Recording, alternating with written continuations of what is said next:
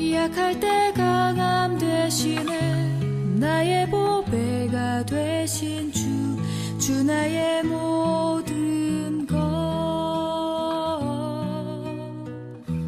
주 안에 있는 공독한 에베소서 2장 1절에서 6절에 있는 말씀을 가지고 이것이 인간이다 라고 하는 참 다소 굉장히 좀 당황스러운 그런 제목인 것 같습니다만은 이 말씀을 듣게 될 때에 우리가 어떠한 존재인지에 대하여 이해되어지고 또 우리가 어떠한 하나님 앞에서 은혜를 입게 되었는지를 깨달음으로 힘들고 어려운 세상 넉넉히 이기며 살아가시게 되기를 축원합니다. 며칠 전 몇 분과 함께 대화를 나누는 중에 어느 분이 그런 이야기를 했습니다. 저는 남편과 30여 년 함께 살고 있는데 정말 알다가도 모를 것이 남편의 마음입니다 라는 이야기였습니다. 저는 이렇게 좀 다소 도전적인 듯한 질문을 다시 던졌습니다. 그러면 본인은 어떤 사람인지 잘 이해하고 계십니까? 라는 질문을 해보았습니다. 여러분의 자녀들을 이해할 수 있습니까?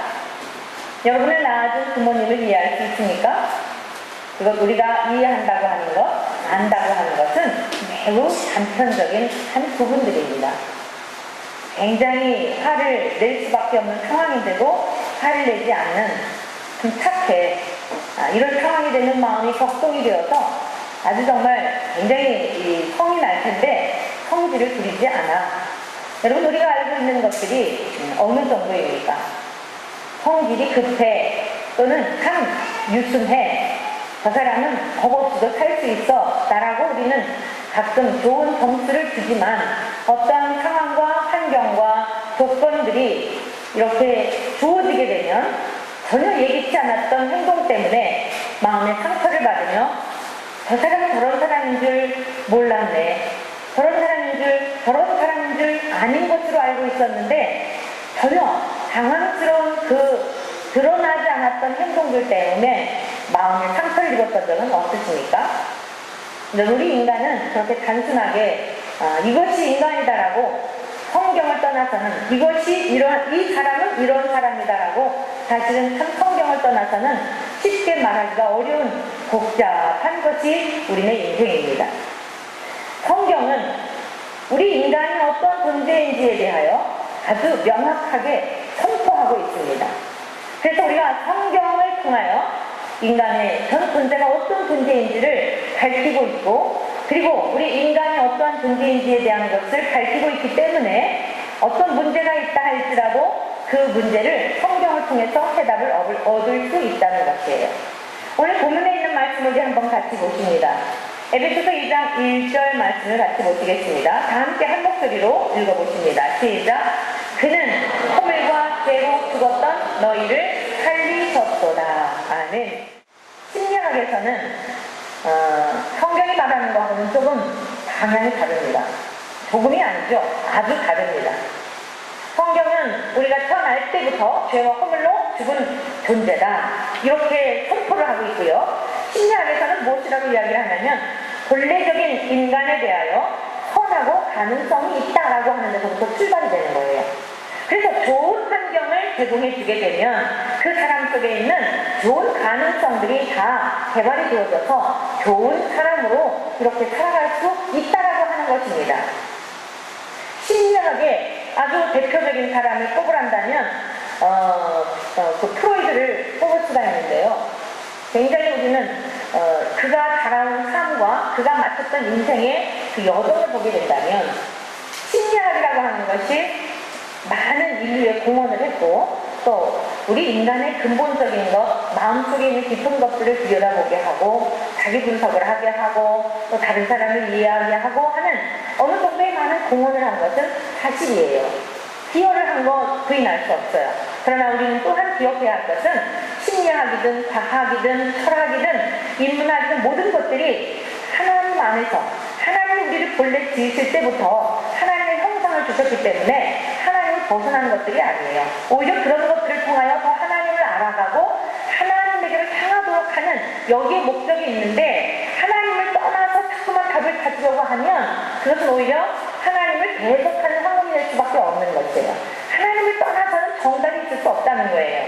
제가 예를 들어 오늘 그 프로이드라고 하는 사람을 여러분에게 지금 예를 드리고 싶은데 그 아버지가 40세 때에 재혼을 했다고 합니다. 그래서 재혼을 해가지고 자녀를 많이 낳았대요. 8형제를 낳았다고 합니다. 그런데 이제 어머니가 좀 나이 차이가 많았겠죠. 그래서 이복형하고 그 어머니하고 연령대가 거의 비슷했대요. 뿐만 아니라 그 이복형의 아들, 조카죠. 자기하고 거의 또래였대요. 근데 이제 이런 환경 속에서 가정적인 유복하는 양모 장소를, 양모를 사업하는 그런 일을 아버지가 했다 그래요. 그래서 이제 유복하게 살았는데 나중에 또 사업이 기울면서 어려운 과정도 겪었다고 합니다. 근데 이제 이렇게 재혼을 한 어머니, 두 번째 어머니에게서 이제 출생한 그 프로이드가 3살 때쯤 되었을 때에 동생이 태어난 거예요. 그러니까 자기 친어머니에게서 난 동생이죠.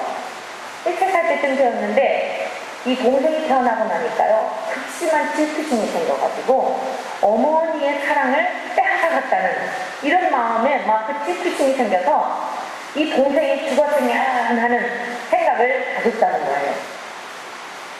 사실 대단한 천재죠. 3살 때 자기가 가졌던 생각을 거기에 기억하고 있다는 것 자체도 천재이고요. 그러면서 이 동생이 6개월 만에 죽은 거예요. 그래서 평생을 비의식 세계에서 자기가 생각하지도 못한 생각하지 않으려고 생각하는 상황 속에서도 자기가 죄책감이 있는 거예요. 내가 동생을 죽기 바라는 그 마음을 가졌더니 진짜 그 살인적인 미움, 살인적인 질투 이런 것으로 인해서 동생이 죽은 거 아닐까? 이래가지고 아주 평생을 죄책감 속에 살았다고 합니다. 여러분, 심리학이 모든 인간은 선한 존재인데 좋은 환경을 이렇게 제공해주면 가능성들이 다 개발되어서 좋은 사람이 될 수 있다고 한다면 이분은 심리학의 아주 선봉자였기 때문에 너무나 정확하게 자기를 분석했잖아요. 분석했다면 그것에 대한 답을 얻을 수 있는 능력도 있어야 될 거 아니에요. 그런데 평생을 우울증과 마약을 작용하며 살다가 아주 그 종말이 아름답지 않았죠. 이게 인간의 모습인 거예요. 여러분, 이것이 우리들의 모습인 거예요. 누가 3살 되게 아기에게 동생을 질투하라고 가르쳐줬을까요? 엄마의 사랑을 빼앗아갈 것 같은 그 두려움과 그 불안함을 누가 가르쳐줬을까요? 본능적으로. 여러분, 이게 우리가 죄악 가운데 출생에 따라가는 증거예요. 누가 죽음이라고 하는 것을 가르쳐줬을까요? 그런데 그 아기가 죽었으면 좋겠다라고 하는 생각을 갖는 것이 이 3살 아기에게도 그냥 배우지도 않았는데, 본 적도 없는데, 답습한 것도 아닌데, 학습되어진 것도 아닌데 그냥 생겨나는 거예요. 그러니까 우리가 이 사람은 더없이도 착해, 착한 사람이야 라는 말이 얼마나 맞지 않는 이야기인지, 여러분, 우리는 성경에서 답을 찾을 수밖에 없고 성경은 명확하게 우리에게 답을 주고 있다는 거예요.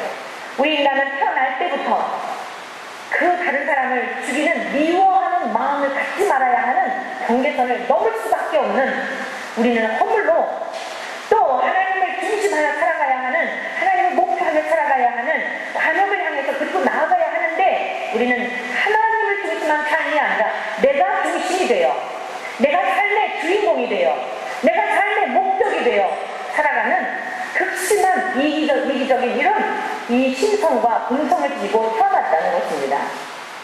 오늘 정말 여러분들이 이것을 이해하지 않는다면 살아가면서 가정생활에서도 굉장히 힘들 수 있어요. 나 이 사람 착한 줄 알았는데 왜 이렇게 실망스러워? 살다 보니 너무 이기적이야. 자기만 알아. 아니요. 태어날 때부터 이기적인 존재로 태어나는 거예요. 동의하십니까? 우리 자신도 그래요. 여러분 자신도 그래요. 그 이기적이다라고 생각하는 생각 자체가 어디에서부터 출발한 거예요?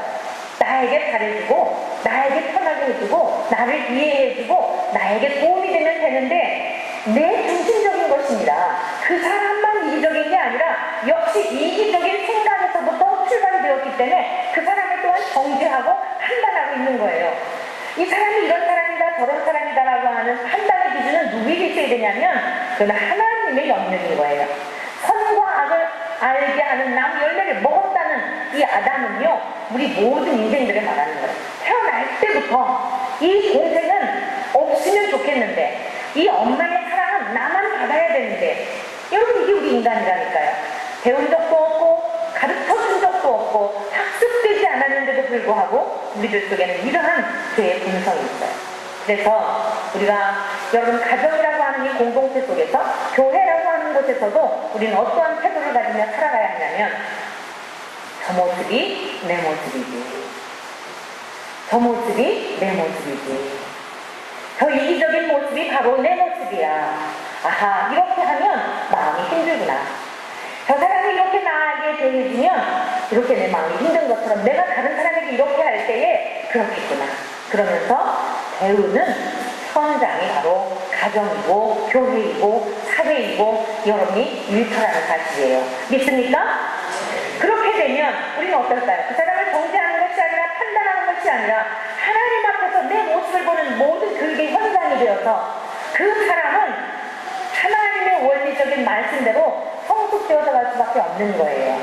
그 사람을 정죄하고 그 사람을 미워하고 그 사람 때문에 내가 불행하다라고 생각하는 것이 아니라, 아, 저 모습이 내 모습이구나, 아, 이게 인간의 모습이구나, 이래서는 안 되겠구나 라고 하면서 내 태도가 달라지고 변화되니까 어때요?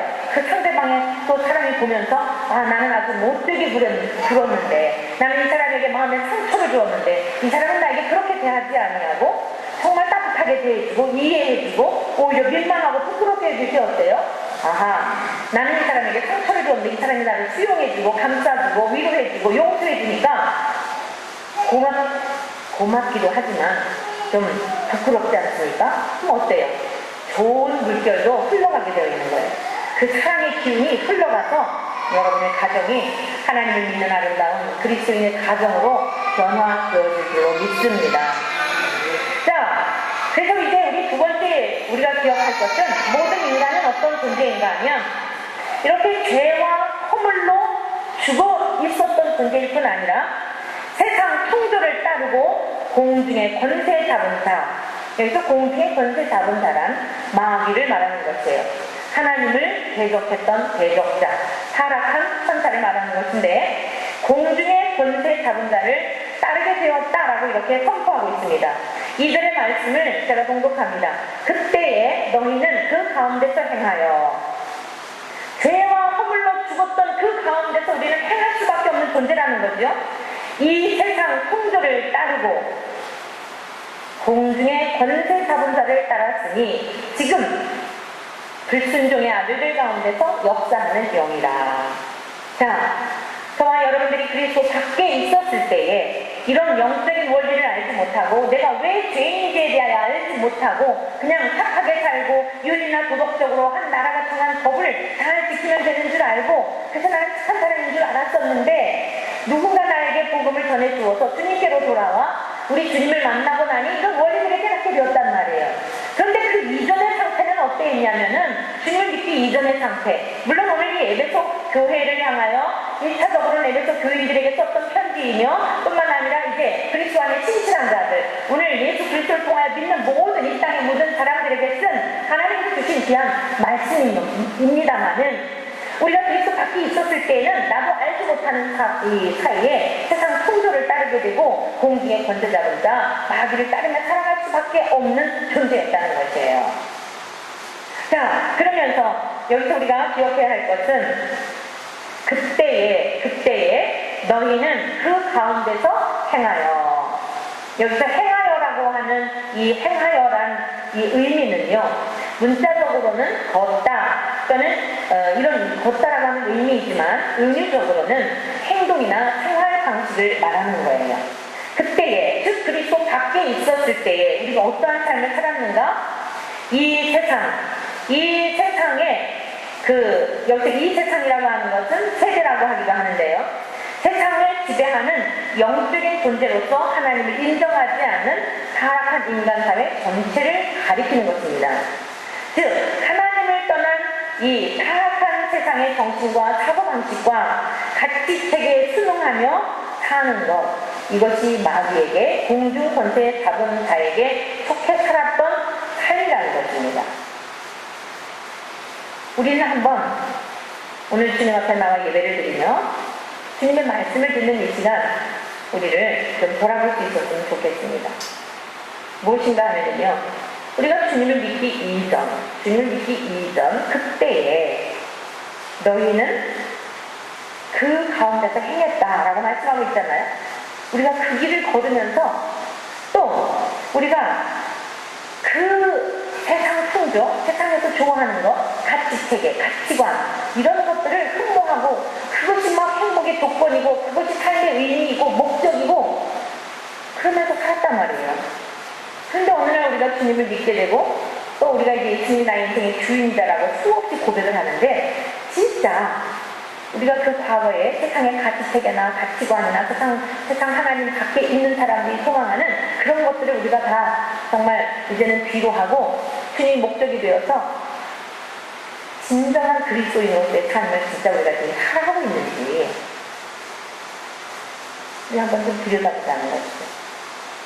몸은 교회에 나와 있는데 내 이름은 원천교회 교인이다라고 하는 교족부에 등록이 되어져서 원천교회 교인이지만 그래서 누구든지 주를 믿는 자, 누구든지 예수를 주라 신하는 자에게 하나님께서 하나님의 자녀가 되는 권세를 주셨다라고 하는 것을 입술로는 고백을 하고 믿는다고 있는데 정말 내 삶이 그에 걸맞는 삶을 살고 있는가?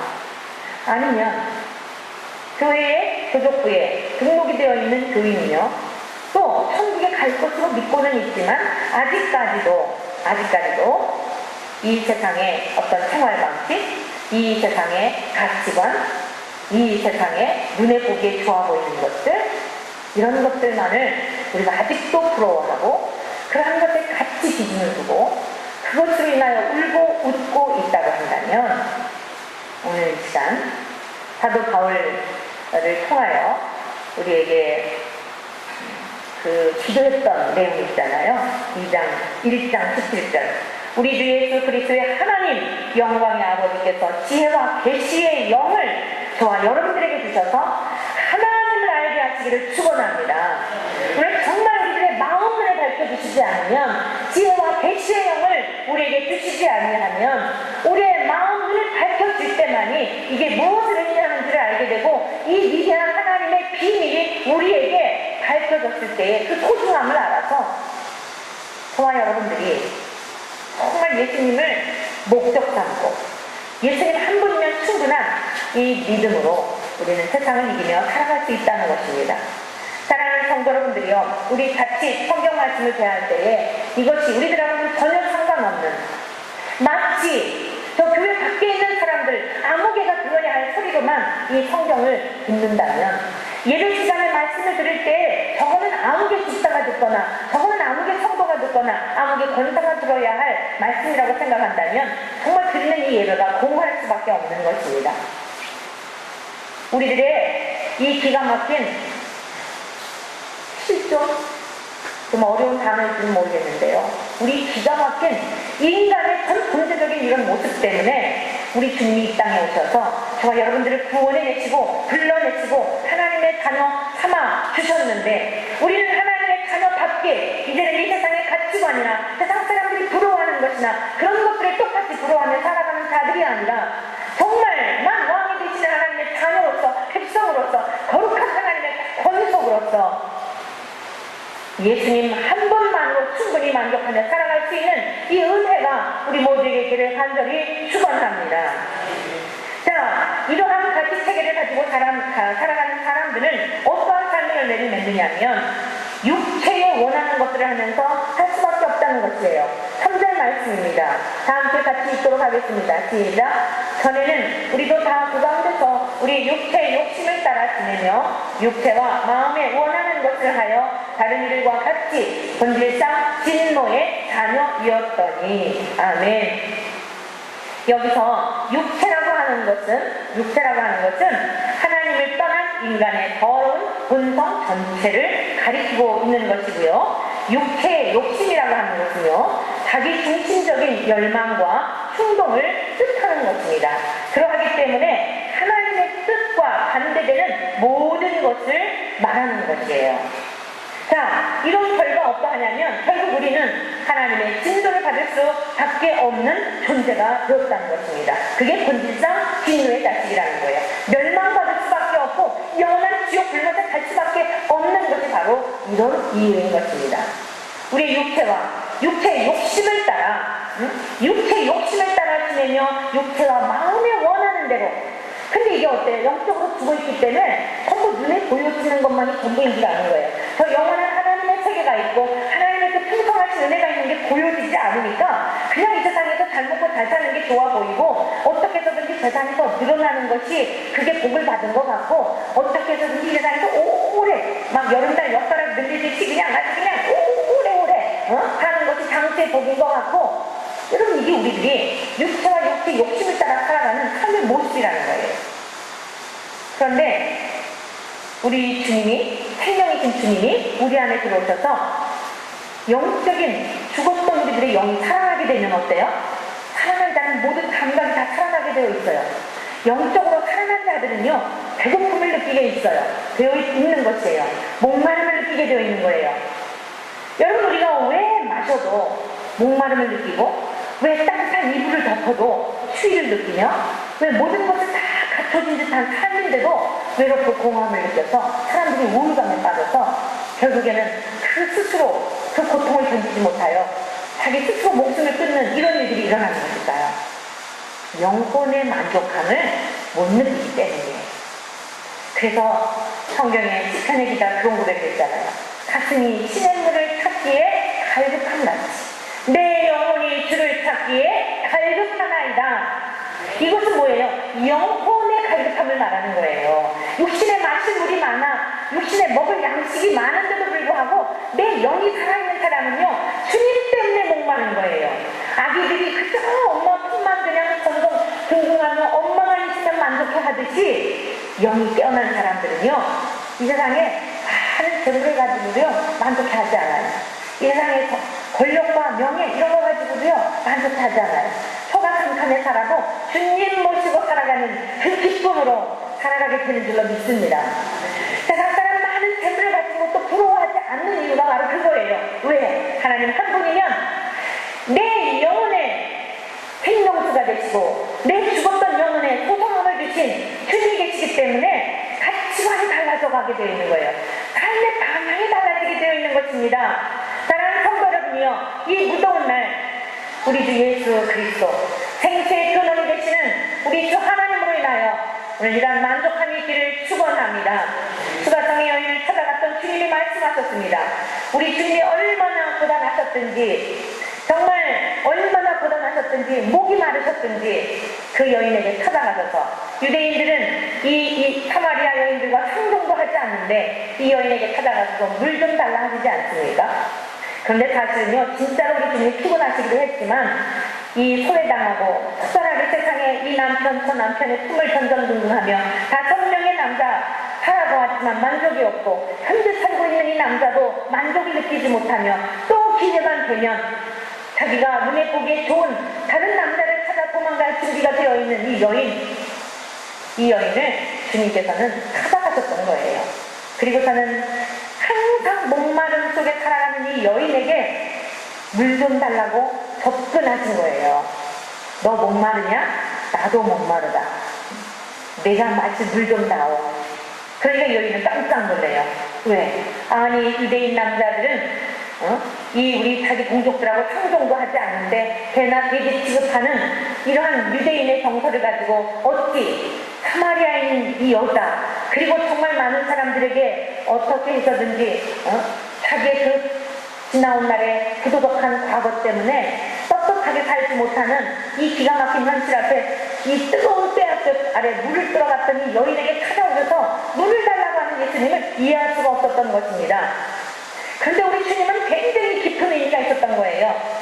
너 이 남자 저 남자 품을 찾아다니며 만족을 느껴보고 너 목마름을 해소해보려고 하였지. 그러나 너의 그 목마름이 해가 되었든 내가 너에게 주는 물은 너의 근본적인 목마름을 해결할 수 있다라고 하는 그 메시지를 전하기 위하여 가셨던 거예요.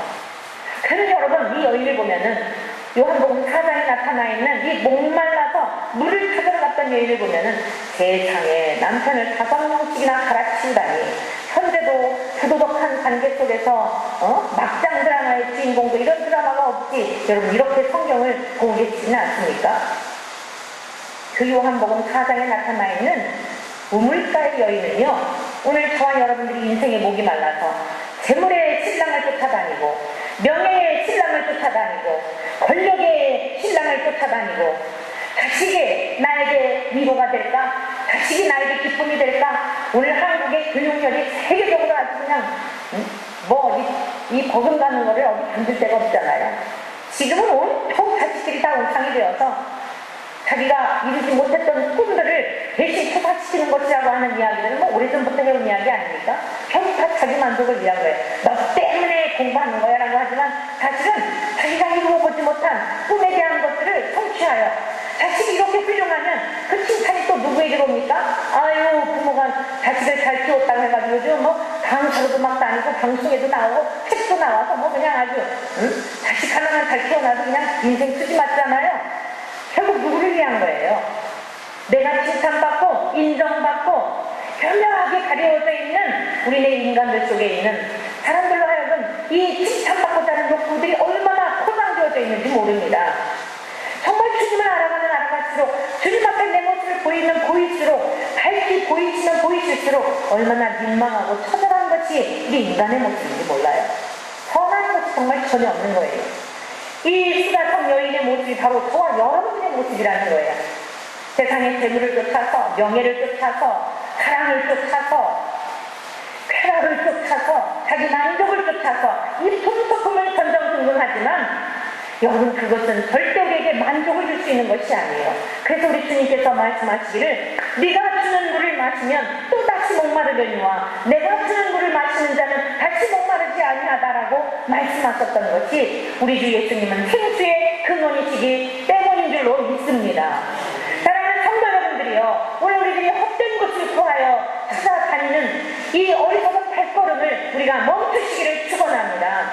절대로 세상에 어떤 세상의 쾌락으로, 애정으로, 재물로, 여러분 어떤 스포츠를 통해 여러 가지 자기가 좋아하는 취향들이 있습니다. 이런 것을 통해서 우리가 만족할 수 있는 존재가 아니다라는 거예요. 왜냐? 하나님이 우리를 그렇게 지으셨기 때문입니다. 우리를 본래 지으실 때부터 하나님 안에 만족하며 하나님 안에 즐거워하며 하나님 한 분만으로 우리 안에서 생수가 활활 솟아나는 샘물과 같은 이러한 삶을 살 수 있도록 하나님이 그렇게 우리를 창조하셨기 때문에 세상을 향하여 이곳저곳 기웃거리면 기웃거릴수록 우리는 상처를 입을 수밖에 없고 우리는 절망을 느낄 수밖에 없고 실망할 수밖에 없고 언젠가는 돌아오긴 돌아올 텐데 너무 때가 늦기 전에 죽음역에 가서야 돌아오는 것은 너무 많은 시간을 허비하고 진입받은 일이 아니겠습니까? 오늘 이 주님 앞에 나온 이 시간 우리가 우리의 존재가 어떤 존재인지를 분명히 여러분 기억하셔서 정말 하나님 앞에 맞습니다, 옳습니다, 그렇군요, 그 모든 원리가 거기 있었군요. 주님 정말 우리는 소망이 없는 존재입니다. 주여 우리에게 생수를 주십시오. 그 생수를 우리에게 먹고 마셔 다시는 목마르지 않는 삶을 살 수 있도록 주여 성령 하나님으로 우리를 만족해 하여 주셔서 오늘 이 시대는 성령인데 아예 우리 안에 오셔서 우물가에 찾아가셨던 주님은 이제 대체로 너와 나의 관계 속에서 대우하시는 것이 아니라 오늘 우리 주 예수 그리스도를 통하여 생명을 얻은 사람들에게는 아예 우리 안에 좌정하고 계셔서 우리와 늘 함께하여 주신다고 약속하셨습니다. 얼마나 우리는 영광스러운 시대에 살고 있는지 몰라요. 우리 성경 말씀 우리들에게 앞부분에 있는 말씀만 생각한다면 너무너무 절망일 텐데 1절에도 그래요. 1절에도 허물과 죄라고 하는 죄로 죽었던 우리들의 그 양끝 날개에 그는 너희를 살리셨도다라고 이렇게 감싸고 있지 않습니까? 우리는 허물과 죄로 죽었던 존재라고 하는 것만 안다면 너무 기독교가 정말 비천한 종교인데 그는 너희를 살리셨도다. 할렐루야. 어떻게 살려주셨어요? 로마서에 있는 말씀을 보면 5장 6절에서 10절까지 이렇게 말씀하고 있습니다. 우리가 아직 연약할 때에 기약대로 그리스도께서 경건하지 않은 자를 위하여 죽으셨더라. 우리 주 예수님이 이 땅에 오실 것에 대한 것을 하나님은 창세기 3장 21절부터 약속해 주신 거예요. 아담과 하와가 범죄하고 나서 그 수치스러움, 자기들의 수치스러움이 발견되어졌어요. 여러분 좀 이상하죠? 왜 선악과 열매를 따먹었으면 부끄러움을 어디서 느껴야 돼요?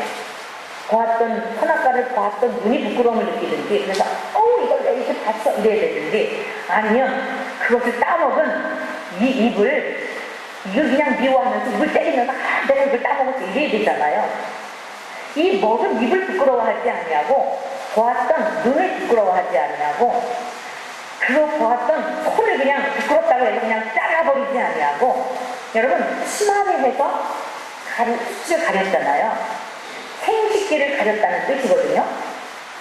분명히 선악과를 먹은 것은 눈이 보았고 입이 먹었고 손이 따라서 다쳤단 말이에요. 그러면 죄를 지체한 이런 어떤 우리 육체의 그 기관 중에서 실제적으로 그 죄를 지체 가당하는 것에 대한 것을 잘라내든지 막 때리든지 그냥 벙어리가 되든지 뭐 이래야 될 텐데 왜 생식기를 가려냐 말이죠. 이것은 생명의 원천이 되는 근원적인 타락을 말하는 거예요. 여러분이 생식기를 통해서 생명체가 잉태되지 않습니까? 우리 인간이 근본적으로 이미 하나님이 넘지 말라고 명하신 순종을 하나님께서는 명하셨고 따먹지 말라고 명하신 것을 따먹는 순간 우리는 이미 허물로 경계선을 넘어버렸고 생각하는 것이 관역에서 벗어나버린 죄인이 되어서 이미 전 존재적으로 원천적으로 이미 생명이 태어날 때부터 죄를 짓게 된 죄인이라는 것을 수치를 느끼면서 심화를 입을 때부터 그걸 느끼게 되었다는 것이에요. 사랑하는 성도 여러분들이요. 그런데 우리 주님께서는 무화과의 나무 잎을 엮어서 옷을 탁 입을 때 햇빛이 내릴 때므로 말라 비틀어지게 되잖아요. 그래서 결국 하나님께서는 가죽옷을 해 입히시지요. 가죽옷을 해 입히신 것은 어린 양으로 우리 인간의 죄악의 짐을 담당하시고 저와 여러분들의 부끄러운 죄와 수치를 가리워주시기 위한 하나님 편에서 구원을 약속해 주신 방향을 가리키는 예표인 줄로 믿습니다. 그 기약대로 우리가 하나님께서 죄인 되었을 때, 연약할 때, 하나님과 원수 되었을 때 약속하신 대로 예수님을 보내주시어 그분이 십자가에서 죽으심으로써 저와 여러분을 위하여 죄값을 지불해 주셨기 때문에 로마서 6장 5절에 만일 우리가 그의 죽으심과 같은 모양으로 연합한 자가 되었으면 또한 그의 부활과 같은 모양으로 연합한 자도 되리라 라고 이렇게 우리에게 소망 가운데 하나님의 말씀으로 선포하고 있는 것입니다. 우리가 죄와 허물로 죽어 있는 존재가 끝난 것이 아니라 그가 죄와 허물로 죽었던 저와 여러분을 살리셨는데 아직 연약할 때에 하나님의 사랑을 알지도 못할 때에 우리는 무지하고 미련하여서 도대체 세상이 전부인 줄로 알고 살아갔던 하나님을 믿기 이전의 그 상태, 정말 죄악 가운데 놓여졌던 상태, 하나님께 가까이 갈 수 없는 원수 질환이었던 상태, 이미 그때에 우리가 창세전 짓기 전부터 이 세상에 보내실 것을 계획하신 하나님께서는 우리의 모든 죄악의 짐을 예수님에게 담당시키셔서 우리의 죄와 허물을 주님과 함께 못 박은 자는 주님이 부활하심과 함께 우리가 연합한 자가 되어 오늘 본문에 있는 말씀을 같이 보실까요? 4절 말씀입니다. 4절 말씀, 그 긍휼이 풍성하신 하나님이 우리를 사랑하신 그 큰 사랑을 인하여, 긍휼이 풍성하신 그 큰 사랑을 인하여, 여기서 긍휼이라고 하는 것은 불행을 당한 사람들에게 대하여 느끼는 동정심을 말하는 거예요. 저와 여러분들이 죄악 가운데 빠져있는 우리를 불쌍히 여기셔서 원수 마귀에게 늘 예속되어서 살아가는 우리들을 불쌍히 여기셔서 그 큰 사랑, 그 사랑이 바로 예수 그리스도를 보내주신 사랑입니다. 그로 말미암아 5절, 허물로 죽은 우리를 어떻게 했다고요? 그리스도와 함께 살리셨고 너희는 은혜로 구원을 받은 것이다. 또 함께 어떻게 했다고요? 어떻게 했다고요? 일으키사 그리스도 예수 안에서 함께 하늘에 앉히시니. 여러분 어디서 많이 본 듯한 내용 아니에요? 우리 주님이 죽으셨다가 부활하셨다가 하늘로 승천하신 이 영광스러움이 죄와 허물로 죽었던 저와 여러분들에게도 살려주신 예수님의 은혜로 거룩하게 주어졌다는 의미입니다. 너무 놀랍지 않습니까? 우리는 결코 죽음으로 끝나는 존재가 아닙니다. 우리는 결코 이 세상 살다가 이렇게 허망하게 죽어 없어질 티끌들이 아니라 하나님의 영이, 하나님의 생명이, 예수 그리스도의 생명이 성령 하나님의 권능으로 우리 가운데 예수님으로 말미암아 예수 그리스도 안에서 우리에게 새 생명이 주어졌기 때문에 우리 주님이 죽으셨다가 살아나시고 이 땅에 40일 동안 계시다가 하늘로 오르시고 보좌 우편에 계시면서 지금 우주 만물을 통치하시는 그 동일한 영광을 죄와 허물로 죽었던 저와 여러분들에게 똑같이 주셨다는 것입니다. 그래서 예수의 사람들은 이 세상에 어떠한 것들을 부러워하지 않고 왜 그렇지요?